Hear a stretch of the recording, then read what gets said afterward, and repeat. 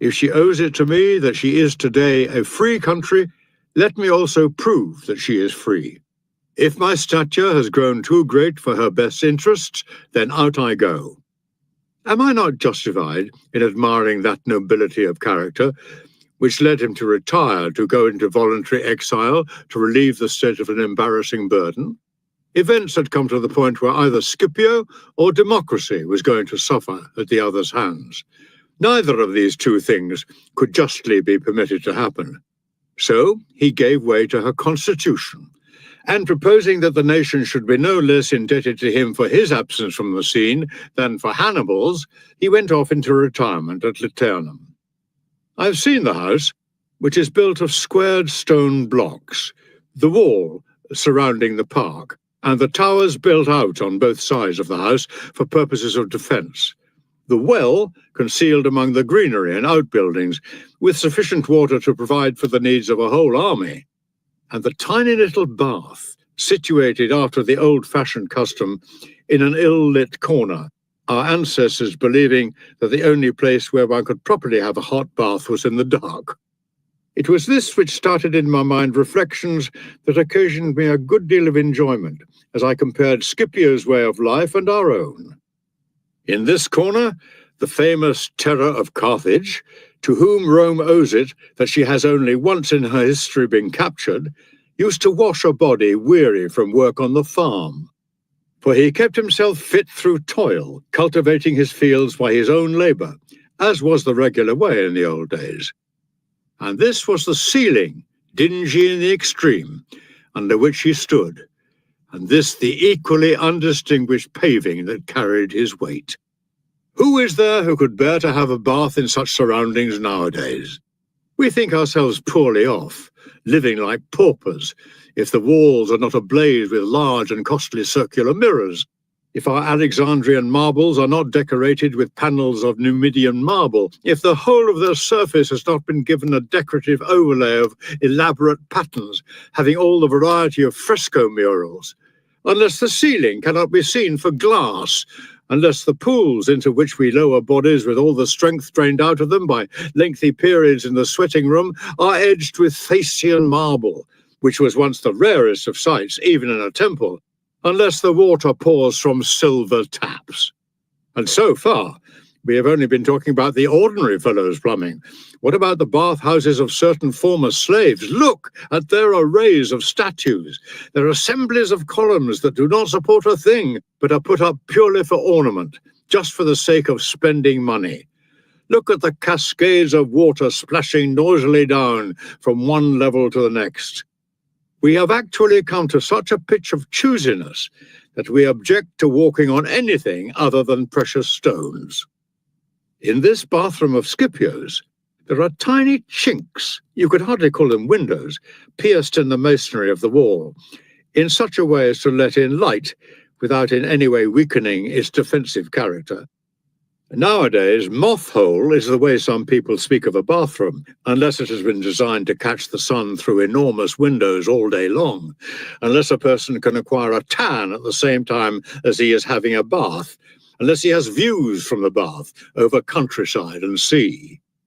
The result is that bathhouses, which drew admiring crowds when they were first opened, are actually dismissed as antiquated as soon as extravagance has hit on any novelty calculated to put its own best previous efforts in the shade. There was a time when bathhouses were few and far between, and never in the least luxuriously appointed.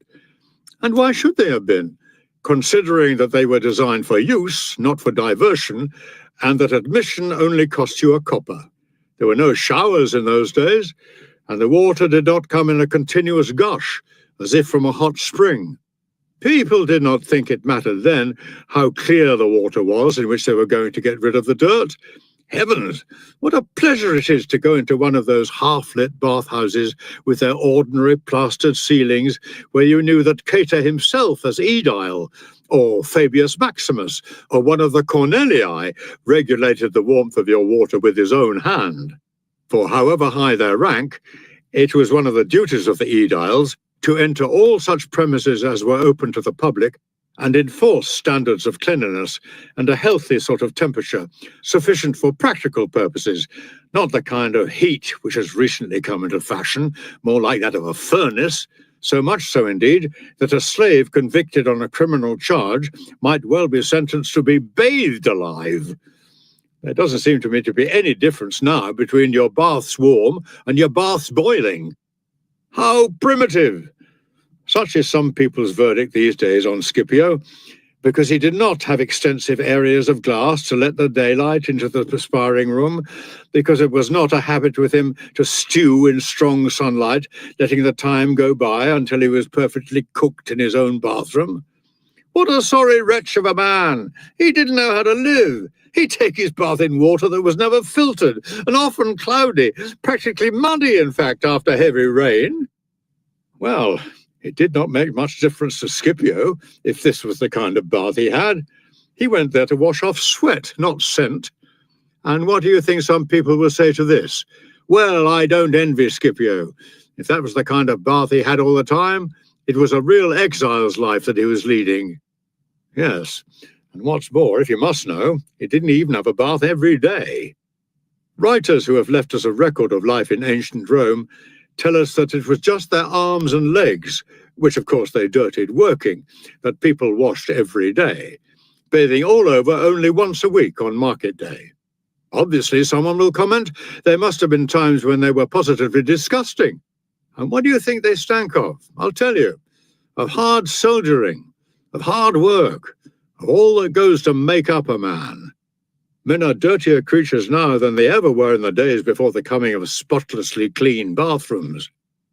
What is it Horace says when he wants to describe a man noted and indeed notorious for the inordinate length to which he carried personal fastidiousness? Bucillus stinks of scented lozenges. Produce Bucillus today, and he might just as well stink like a goat. He would be in the same position as the Gorgonius with whom Horace contrasted him. For nowadays, it is not even enough to use some scented ointment. It must be reapplied 2 or 3 times a day as a precaution against its evaporation on the person. I say nothing about the way people preen themselves on the perfume it carries, as if it were their own. If all this strikes you as being excessively disapproving, you must put it down to the house's atmosphere. During my stay in it, I've learned from Aegialus, who is the present owner of the estate and gives a great deal of attention to its management, that trees can be transplanted, even when quite old, a lesson that we old men need to learn when we reckon that every one of us who puts down a new olive plantation is doing so for someone else's benefit. Now that I've seen him carefully transplanting one of a number of trees that had given fruit unstintingly over 3 and even 4 seasons. So you too can enjoy the shade of the tree which is slow in coming up, is there to give your grandson shade in later years, long hence. According to our Virgil, who was not concerned with the facts, but with poetic effect, his object being the pleasure of the reader, not the instruction of the farmer. To pick out only one example, let me quote the following passage, which I felt compelled to find fault with today. In spring's the time for sowing beans, then too the crumbling furrows. Clover, welcome you, and millet too, receives her yearly care. I leave you to conclude from this whether the crops mentioned are to be planted at the same time as each other, and whether in each case they're to be sown in spring. As I write, it's June, getting on for July now too, and I've seen people harvesting beans and sowing millet on the same day. To get back to our olive plantation, I saw 2 different methods of planting used here. In the first, taking sizable trees and lopping off the branches, cutting them back to a foot from the stem, Aegialus transplanted them complete with crown, pruning away the roots and leaving only the actual base, the part to which the roots are attached. This he placed in the hole with an application of manure, and not only earthed it in, but trod and stamped the soil down hard. He says that nothing gives such good results as this packing them down.